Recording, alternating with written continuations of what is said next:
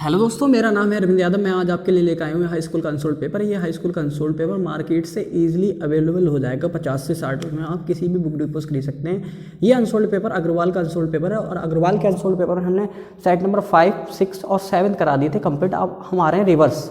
Reverse का मतलब आ रहा है वापस एक तरह से उल्टा आ रहा है, क्योंकि इस अनसोल्ड पेपर में लास्ट में 24 के सेट्स हैं। 7 सेट होते हैं, प्रत्येक क्या होता है, प्रत्येक अनसोल्ड में 7-7 सेट होंगे। 23 के 7 सेट मिलेंगे आपको, 24 के 7 सेट मिलेंगे, इसी प्रकार से मिलेंगे। तो हमने लास्ट सेट से उठाया सेट नंबर 7, फिर 6, फिर 5। आप हमारी प्लेलिस्ट में देखेंगे तो पहले जो वीडियो देखेंगे सेट नंबर 7 के होंगे, उससे बाद सेट नंबर 6, फिर 5। अब आ गए सेट नंबर 4 पे। अब सेट नंबर 4 के बारे में बता देता हूँ आपको, सेट नंबर 4 कौन सा है और लिख भी देता हूँ, है ना। तो मैंने अपना अनसोल्ड कर लिया है, खोल लिया है। अब देखो सेट नंबर है ये सन 2024 का सेट नंबर है। मैं क्या कर लूँ, सन 2024 का सेट नंबर है ये सेट नंबर, और सेट है ये सेट है 4। सेट कौन सा है, 4। और सेट 4 है और ये है HY। कौन सा है, HY।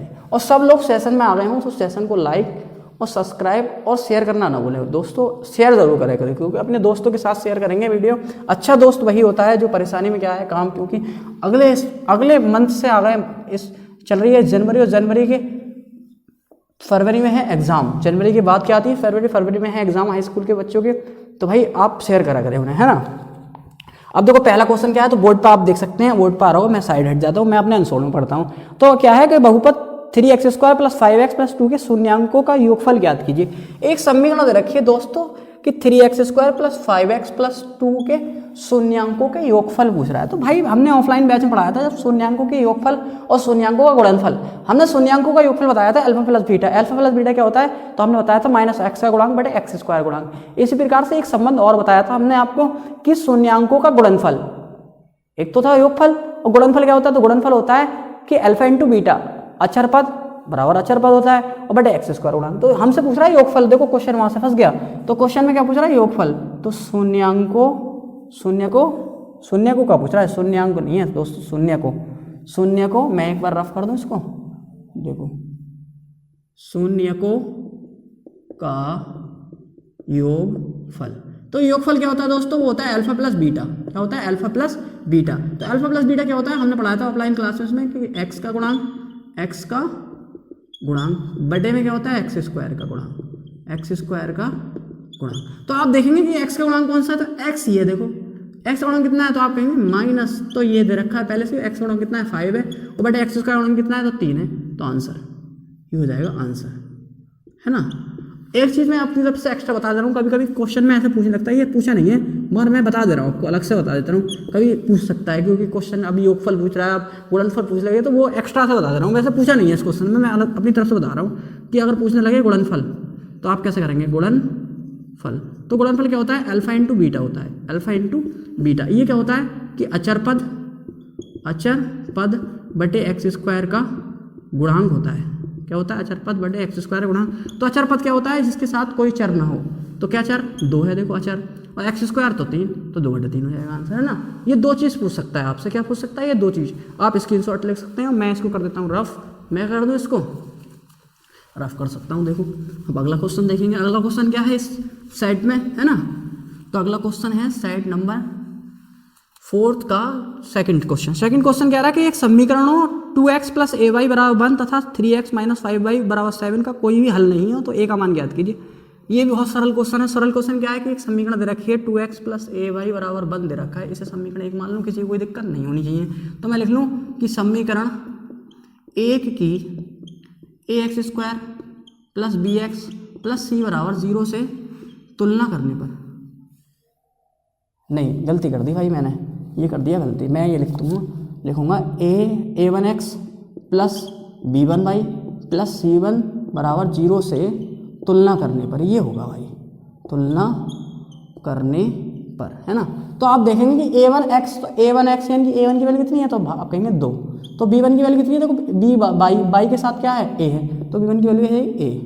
और देखो c1 की वैल्यू क्या है, तो मैं इसको कुछ ऐसे लिख लूँ, देखो क्योंकि बराबर के उधर नहीं दे रखा ना, तो मैं इसको समीकरण को ऐसे लिख सकता हूँ कि 2x², देखो मैं क्या कर लूँ, इसको लिख लूँ 2x + ay, और बराबर के इधर लेकर आऊँगा तो 1 हो जाएगा। इसको समीकरण 1 मान लो, किसी की दिक्कत नहीं होनी चाहिए। तो देखो c1 की वैल्यू कितनी हो जाएगी, तो आप कहेंगे सर c1 की वैल्यू है -1। c1 की वैल्यू कितनी है, तो आप कहेंगे -1, है ना। ऐसी एक समीकरण और दे रखी है, एक दूसरी समीकरण दे रखी है 3x प्लस 5y बराबर 7। तो क्या मैं इसको ऐसे लिख सकता हूँ 3x माइनस 5y माइनस के 7 बराबर 0। समीकरण लिख लें 2। तो लिख लें समीकरण 2 की a2x b2y c2 equal to 0 से तुलना करने पर, देखो तो a2x, तो a2 की वैल्यू कितनी है तो 3, आप कहेंगे a2 की वैल्यू कितनी है सर 3। b2 की वैल्यू कितनी है तो a देखो b2y, तो y के साथ क्या है 5, तो b2 की वैल्यू माइनस के 5। तो c2 की वैल्यू कितनी देखेंगे तो c2 की वैल्यू कितनी है तो आप कहेंगे माइनस के 7। तो देखो जब अनेक हल होते हैं तो एक रिजल्ट पढ़ाया था हमने, अनेक हल हैं, ऑफलाइन क्लासेस में बताया था ऑफलाइन वाले बच्चों को कि जब अनेक हल होते हैं, अनेक हल हैं, तो अनेक हल होते हैं समीकरण के, जब अनेक हल होते हैं इसमें दे रखा है कि कोई भी हल नहीं है, नहीं अनेक हल नहीं है, सॉरी इसमें दे रखा है कि समीकरण के कोई भी हल नहीं है, कोई भी हल नहीं है।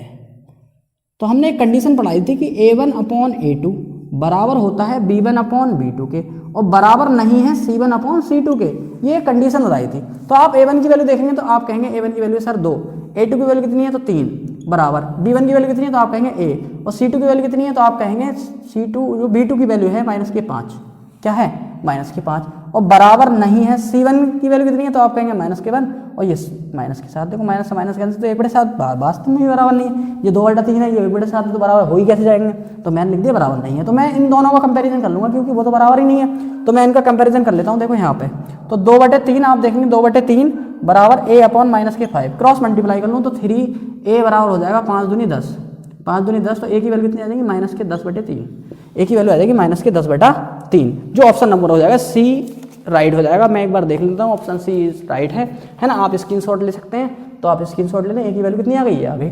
और वीडियो अच्छी लग रही हो तो वीडियो को लाइक सब्सक्राइब एंड शेयर करना ना भूलें दोस्तों, कि आपके रिस्पांस पर ये निर्भर करता है कि आप कितना रिस्पांस देते हैं। अच्छा रिस्पांस देंगे तो एकदम जल्दी वीडियो आ जाएगी, और हम आपके लिए सारी ये कोशिश करेंगे कि इस अनसोल्ड के सारे सेट करा दें, और आपका रिस्पांस नहीं आएगा तो भाई वीडियो भी नहीं आ पाएगी, क्योंकि रिस्पांस के ऊपर है। मैं वीडियो डालता रहूँ, रिस्पांस आए नहीं तो क्या फ़ायदा है ना।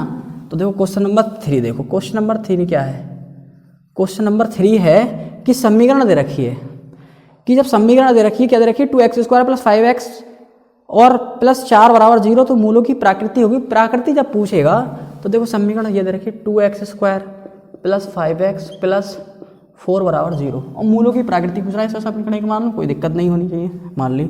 मैं लिख देता हूँ कि समीकरण 1 की ax² bx + c बराबर 0 से तुलना करने पर, जैसी तुलना करूंगा तो a1 की वैल्यू कितनी, a1 की नहीं भाई a की वैल्यू, तो आप कहेंगे 2, b की वैल्यू कितनी हो जाएगी तो आप कहेंगे 5, c की वैल्यू कितनी हो जाएगी तो आप कहेंगे 4। देखो a की वैल्यू ये 2 आ गई, b की वैल्यू 5 आ गई, c की वैल्यू 4 आ गई, कोई दिक्कत किसी भी नहीं होनी चाहिए।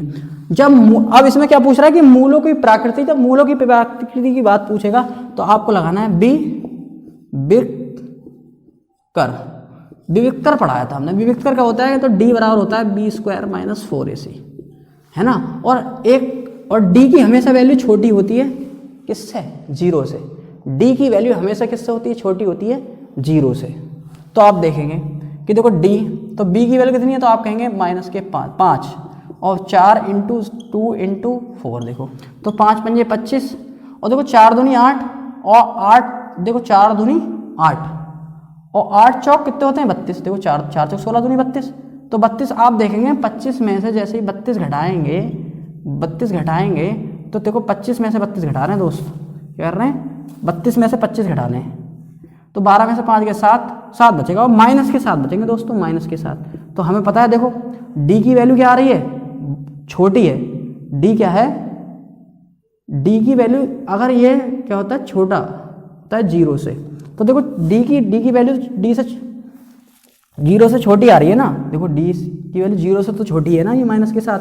तो इसमें जो है क्या करना है आपको, तो इसमें जो है ऑप्शन नंबर डी हो जाएगा कि जो मूल जैसे होंगे वो काल्पनिक होंगे, काल्पनिक, अगर काल्पनिक होता ऑप्शन में तो आप काल्पनिक लिखते, और वास्तविक नहीं, वास्तविक नहीं, है ना। तो ये हो जाएगा भाई, क्या आ जाएगा ये आंसर आ जाएगा, जो ऑप्शन नंबर है डी इज राइट। डी क्या हो जाएगा राइट हो जाएगा। मैं इसको कर देता हूँ रफ, और देखो स्क्रीनशॉट ले लें सब, जितने भी हैं बच्चे सब ले लें स्क्रीनशॉट, मैं अगला क्वेश्चन कराता हूँ, है ना।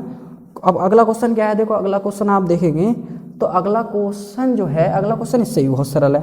अगला क्वेश्चन है ना, अगला मैं इसको कर दिया रफ। अब देखो अगला क्वेश्चन क्या कहता है, तो अगला क्वेश्चन क्या है कि समांतर श्रेणी 4 9, एक समांतर श्रेणी दे रखी है 4 9 14 और एंड सो ऑन 254 का अंत से 10वां पद ज्ञात करा रहा है। एक समांतर श्रेणी करिए, देखो 4 दे रखी है 4 9 14 एंड सो ऑन 254।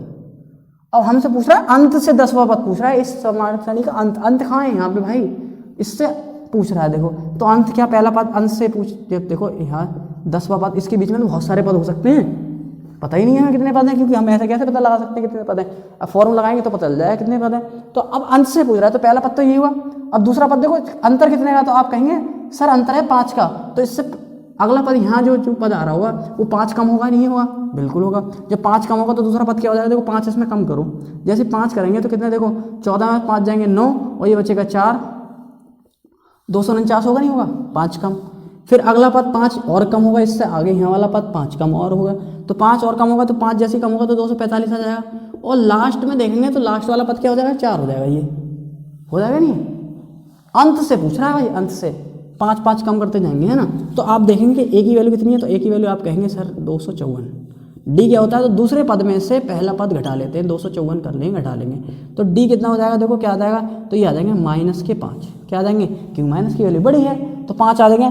हमसे पूछ रहा है अंत से 10वां पद क्या होगा, 10वां पद एन की वैल्यू क्या दे रखी है 10, है ना, 10वां पद। तो हमने एक फॉर्मूला पढ़ रखा है कि ए एन बराबर A plus N minus 1 into D, A N plus N बराबर 1 इंटू डी। ए की वैल्यू कितनी है, तो आप कहेंगे देखो कितना, ए की वैल्यू कितनी है, तो 254 प्लस एन कितना रखा है 10 माइनस 1 इंटू डी की वैल्यू कितनी रखी है, तो आप कहेंगे डी की वैल्यू सर आई है 5। कितनी आई है, 5। तो देखो 254 और देखो प्लस ये बचेंगे 9 और 9 इंटू 5, तो 5 नहीं कितने हो जाएंगे, 45 हो जाएंगे। तो ये 254 माइनस के 45 प्लस माइनस माइनस हो जाएगा, मैंने लिख दिया 49, ये हो गया गलत।